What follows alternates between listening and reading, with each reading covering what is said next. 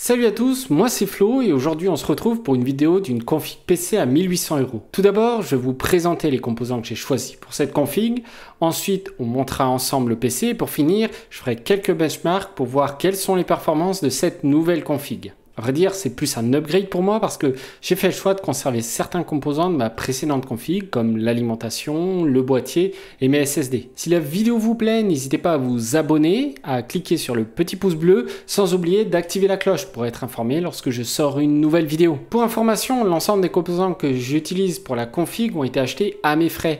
La vidéo n'est donc pas sponsorisée. Je vous propose des liens pour les différents composants et des alternatives en description de la vidéo. Si vous passez par mes liens affiliés, ça soutient ma chaîne sans vous coûter le moindre centime en plus. C'est Amazon qui me reversera une commission. Allez, trêve de bavardage et rentrons dans le vif du sujet. Pour commencer, on va répondre à quelques questions. Pourquoi cet upgrade et quelle config j'avais avant? Je pense que pour planter le décor, on va parler de la config que j'avais avant. Alors j'avais un processeur Ryzen 7 3700X qui date de 2019 quand même et une carte graphique Nvidia RTX 3070 couplée à sa 32 Go de RAM en DDR4 et on avait une config plutôt solide sur les appuis, notamment pour les jeux. Alors, pourquoi vouloir upgrade? Bien, pour commencer, je fais pas mal de modélisation 3D avec le logiciel Blender et les temps de rendu sont vraiment très longs avec ma config. On parle de plusieurs dizaines de minutes, voire heures pour certains plans de seulement quelques secondes. À ça s'ajoute l'envie de reprendre les vidéos YouTube, comme vous pouvez le voir. Donc une meilleure config me permettra d'avoir une meilleure expérience pour les montages vidéo. Pour info, je filme tous mes plans en 4K, donc il me faut quand même un PC plutôt puissant pour faire tourner sans souci DaVinci Resolve, qui est le logiciel que j'utilise pour les montages vidéo. Et pour enfoncer le clou, j'ai commencé à percevoir quelques petits problèmes de manque de VRAM sur certains jeux en 1440p. Et oui, parce que la RTX 3070 n'a que 8 Go de VRAM. Alors, pour jouer en 1080p, ça sera globalement pas un souci, mais pour ma part, je joue en 1440p et j'aimerais même à l'avenir passer sur un écran 4K. Et déjà, en 1440p sur quelques rares jeux comme Hogwarts Legacy, j'avais des problèmes de chargement de texture. En gros, certaines textures étaient très floues pendant quelques secondes, le temps que la texture se charge. C'est pas dramatique et ça rend pas le jeu injouable, mais c'est un premier indicateur que 8 Go de VRAM, ça peut être limite si on veut jouer tout au max en 1440p. Après, pour pallier à ce problème, il suffit de baisser quelques paramètres. Passons maintenant à la config. Du côté du processeur, j'ai fait le choix de partir sur un processeur AMD plutôt qu'Intel. C'est le Ryzen 7 9700X que j'ai choisi car il offre d'excellentes performances aussi bien pour le gaming que pour la productivité. Après, si vous voulez une config uniquement dédiée au gaming, mais pas trop cher, le Ryzen 5 9600X voire le 7600X seront suffisants, surtout si vous comptez jouer en 1440p voire en 4K. C'est d'excellents processeurs et coûtent environ 100 € de moins que le Ryzen 7 9700X. Et pour ceux qui ont une enveloppe un peu plus conséquente, le 9800X3D est excellent pour le gaming et est globalement ce qui se fait de mieux en ce moment. Pour ce qui est de la carte mère, j'ai fait le choix de partir sur une carte mère moyenne gamme, la Gigabyte B650 Gaming X-AX, car le prix reste relativement raisonnable, compté dans les 160 € environ. Et surtout, elle est dotée d'étages d'alimentation de qualité. Alors, c'est quoi les étages d'alimentation ou VRM? Eh bien, pour faire simple, c'est les composants chargés d'alimenter et réguler la tension du processeur. Si ces composants sont de mauvaise qualité, ils peuvent chauffer, genre vraiment beaucoup, à tel point que ça peut impacter les performances de votre processeur, voire créer des instabilités système. Malheureusement, certaines cartes mères ont des étages d'alimentation de mauvaise qualité. Je vous ai mis en description des liens vers plusieurs cartes mères de qualité, afin que vous puissiez faire votre choix en fonction de votre budget et de leur disponibilité. Pour ceux qui se poseraient la question, oui, les cartes mères B650 ne supportent pas le PCI Express 5.0, mais uniquement le PCI Express 4.0, alors que les cartes Nvidia RTX 5000 sont des cartes graphiques PCI Express 5.0. Alors premier point, la norme PCI Express est rétrocompatible, donc aucun problème pour faire tourner les cartes graphiques sur du PCI Express 4.0. Autre point, aucun risque de perte de performance. La carte graphique la plus puissante du marché, qui est la RTX 5090, n'arrive pas à saturer la bande passante du PCI Express 4.0, d'après les tests de la chaîne Gamers Nexus. Pour être honnête, elle sature tout juste le PCI Express 3.0. Du coup, on est plus sur un argument marketing de la part de Nvidia qu'une réelle nécessité. Et pour l'aspect future-proof, déjà que la RTX 5090 sature tout juste le PCI Express 3.0, je pense que vous aurez probablement changé de processeur et de carte mère d'ici à ce que le PCI Express 4.0 soit un problème. Mais dans tous les cas, si vous souhaitez absolument une carte PCI Express 5.0, j'ai mis les liens vers d'excellentes cartes mères B850 et X870 en description. Maintenant pour la RAM, j'ai choisi un kit assez classique de 32 Go de RAM sans RGB, c'est le kit crucial DDR5 Pro en 6000 MHz. Après, si vous voulez faire des économies, dans un premier temps, vous pouvez partir sur un kit de 16 Go de RAM. Globalement, 16 Go de RAM, c'est encore suffisant dans la majorité des cas pour jouer. Par contre, faut pas lancer 36 000 logiciels en parallèle, hein, il faut rester raisonnable. Concernant le stockage, je suis parti sur un SSD NVMe Kingston NV3. Il affiche de bonnes performances et ne coûte pas très cher. Pour vous, je vous conseillerais plutôt de partir sur minimum 2 Teraoctets de stockage. Quand on voit la taille des jeux tels que Baldur's Gate 3 et ses quelques 145 gigaoctets, ça laisse à réfléchir. Après, ça dépendra évidemment des jeux auxquels vous jouez et si vous êtes du genre à installer tous vos jeux sur votre PC ou si vous installez que vos jeux du moment. Passons au boîtier. Ici, comme je l'ai dit en début de vidéo, cette config est pour moi un upgrade plutôt qu'une toute nouvelle config de zéro. Donc pour le boîtier, je reprends mon NZXT H510 Elite que vous pouvez voir derrière moi. Entre nous, c'est un boîtier que je trouve magnifique. En plus, il est compact, donc c'était tout ce que je voulais. Par contre, pour le airflow, faudra repasser. Comme il est entièrement vitré, en termes de refroidissement, c'est vraiment pas terrible. Pour vous donner une idée, en cette période de canicule, je suis obligé d'enlever la vitre frontale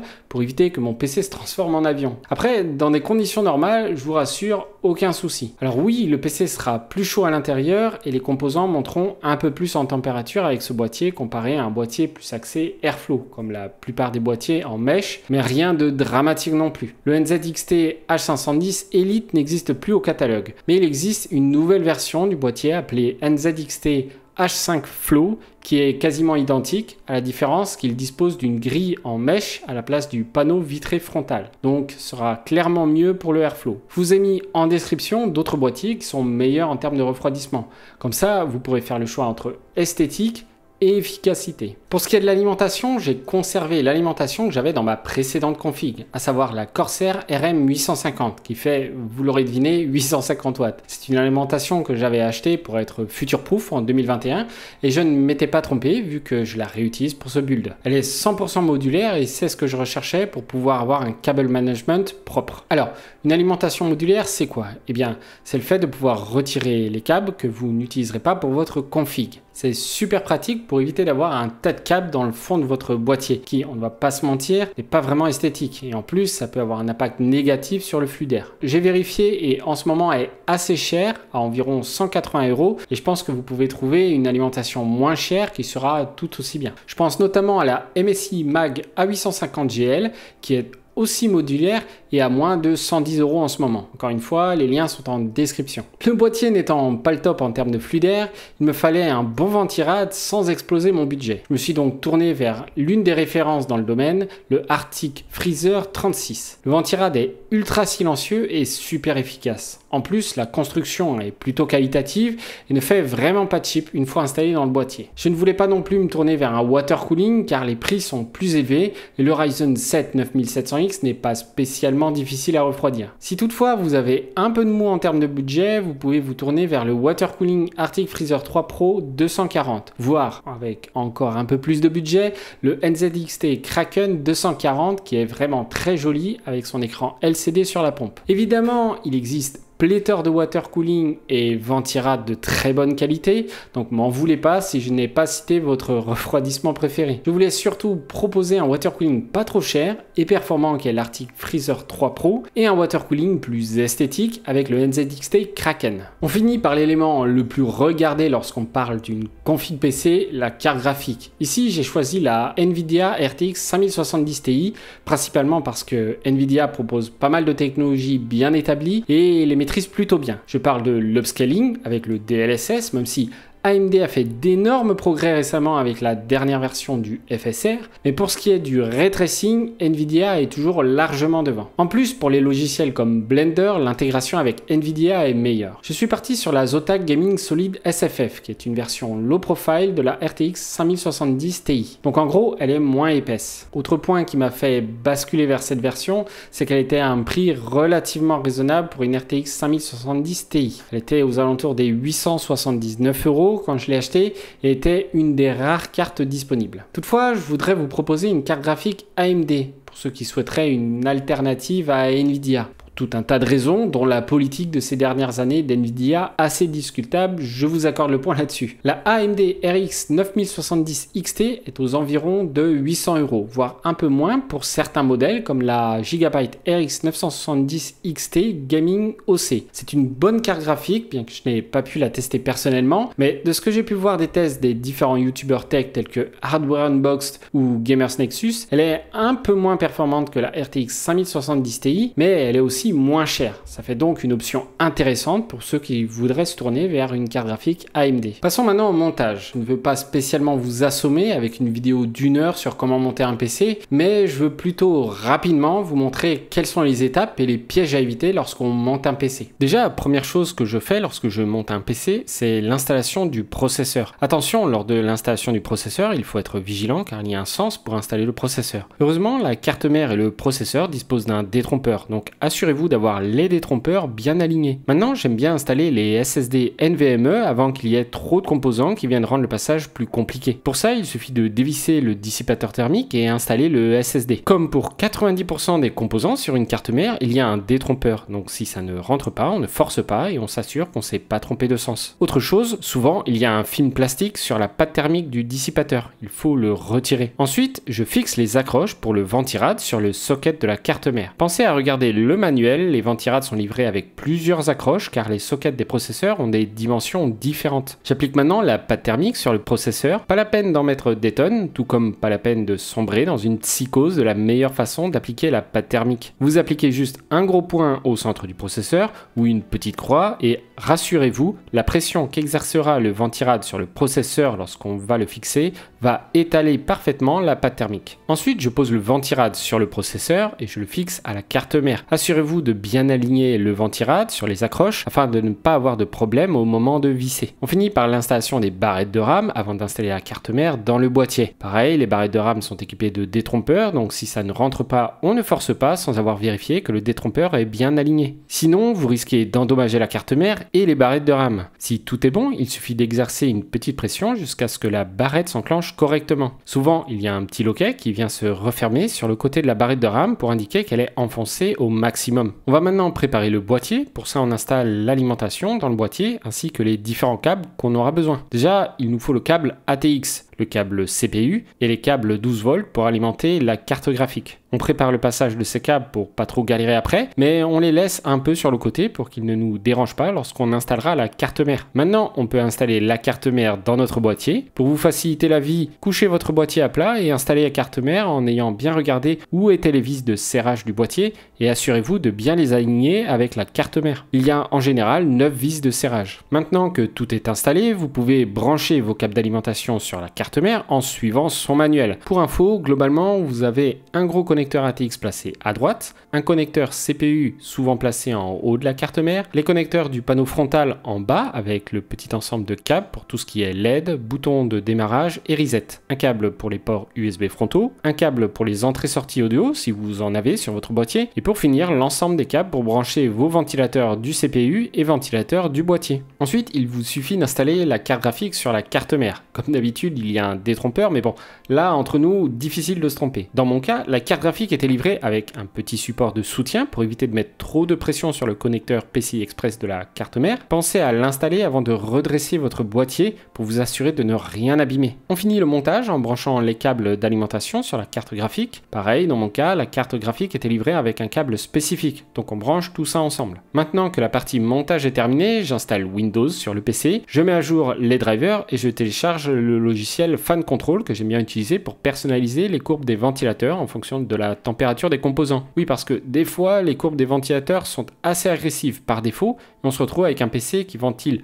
plus que nécessaire. J'aime bien donc écraser les courbes et m'assurer que les ventilateurs commencent à souffler fort quand on atteint une certaine température de fonctionnement pour le processeur ou la carte graphique. Mais lorsque les températures sont OK et que les composants ne sont pas trop sollicités, j'aime bien conserver un PC silencieux. Maintenant que tout est correctement installé et paramétré, place aux tests de performance. Pour ce qui est des tests, j'ai effectué les tests avec le même processeur, donc le Ryzen 7 9700X, et j'ai juste changé la carte graphique pour comparer la RTX 5070 Ti avec la RTX 3070 qui était dans ma config précédente. On commence les tests avec Cyberpunk. Ce qu'on peut voir, c'est qu'on passe de 71 images par seconde à 113 images par seconde en 1440p avec les paramètres en élevé et le DLSS activé sur qualité, ce qui représente 59% de performance en plus avec la RTX 5070 Ti. En 4K, l'écart est d'autant plus important car on passe de 33 images par seconde à 62 images par seconde, soit 88% de performance en plus. Ça s'explique par les 8 Go de VRAM de la RTX 3070 qui commencent à montrer leurs limites. Avec le Ray Tracing d'activer, l'écart est encore plus important. On passe de 41 images par seconde à 90 images par seconde en 1440p et de 21 images par seconde à 49 images par seconde. Pour ce qui est de Kingdom Come Deliverance 2, on est dans la même veine. On passe de 86 images par seconde en 1440p à 129 images par seconde avec la RTX 5070 Ti, soit 50% de performance en plus. En 4K, le verdict est sans appel. On passe de 44 images par seconde à 82 images par seconde. Tout comme pour Cyberpunk, les 8 Go de VRAM montrent leurs limites lorsqu'on pousse la résolution en 4K. Hogwarts Legacy est un jeu réputé pour être plutôt gourmand niveau RAM et VRAM et donc tape pas mal sur la carte graphique. Ici, en 1440p, la RTX 3070 affiche 82 images par seconde avec les paramètres en extrême contre 112 images par seconde pour la RTX 5070 Ti. L'écart est donc de 34%, donc un peu plus faible comparé à Cyberpunk ou Kingdom Come Deliverance 2. En 4K, l'écart se creuse avec 50 images par seconde contre 82 images par seconde, soit 64% de performance en plus pour la RTX 5070 Ti. Avec le Ray Tracing, ça commence à faire mal. En 1440p, on passe de 25 images par seconde pour la RTX 3070 à 54 images par seconde. En 4K, la RTX 3070 bloque sur 2 images par seconde. La VRAM est donc totalement saturée. La RTX 5070 Ti, quant à elle, arrive à tenir les 42 images par seconde. C'est pas énorme et personnellement pas très agréable pour jouer dans de telles conditions. Après, je rappelle que j'ai quand même poussé l'ensemble des paramètres du jeu